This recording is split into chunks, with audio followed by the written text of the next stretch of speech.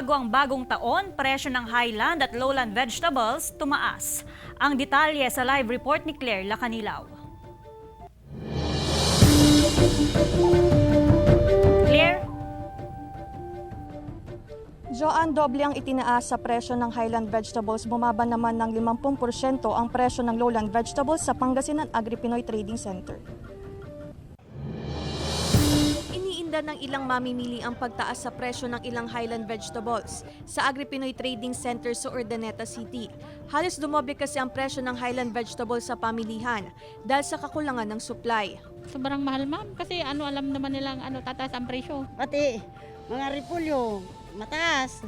Ang presyo ng repolyo, dating nasa 60 pesos per kilo, ngayon 100 pesos per kilo na.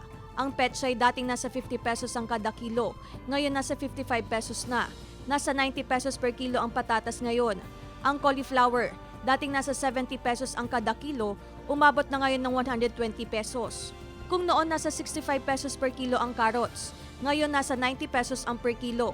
Nasa 8 pesos per kilo naman ang presyo ng sayote. Tumaas yung presyo ngayon, mas dumoble kasi malakas yung demand, mahina yung supply sa taas. Kadahilanan doon dahil sa mga nakaraan na bagyo. Bumaba naman ang presyo ng ampalaya na dating nasa 170 pesos per kilo, pero ngayon 70 pesos per kilo na lang. Mas mababa din ang presyo ng kada kilo ng talong na nasa 65 pesos. Nasa 37 pesos per kilo ang presyo ng upo. Bumaba din ang presyo ng siling haba na dating 400 pesos ang kada kilo, ngayon nasa 100 pesos na. Pumalo naman sa 750 pesos ang kada kilo ng siling Taiwan na dating nasa 350 pesos per kilo. Ang presyo ng sitaw, nasa 70 pesos per kilo na dating nasa 90 pesos. Ang kamatis, nasa 90 pesos per kilo na dating nasa 100 pesos per kilo. 50% ang ibinaba namin ng presyo ng gulay ngayon sa Urdaneta. Unang-una kasi, nakarecover na ibang karatig bayan natin, especially Cabanatuan. Yung ibang mga bayan natin sa Cabanatuan, nahahati.